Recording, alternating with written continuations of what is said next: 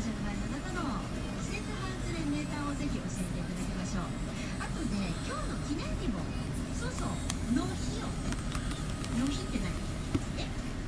何々の日ではね、確実に毎日あるのでね、ご紹介しましょう。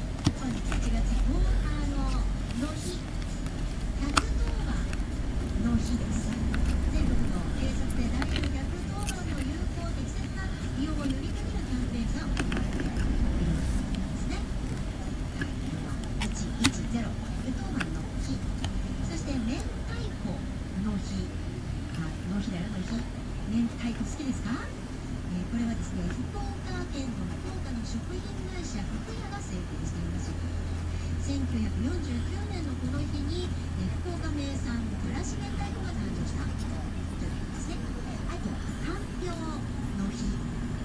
かんぴょうはね、かんぴょうっていう漢字書けます？かんぴょうのかんは干すっていう字なんですけど、ぴょうは、これは、あれです、京都のぴょうね。書ける？その間の字なんです。干すという字を分解すると1と10、分解してみて、1と10になるでしょう。ということから考えますよね。あと、さんま寿司の日、糸引き納豆の日、糸の日、これは糸、1、10で糸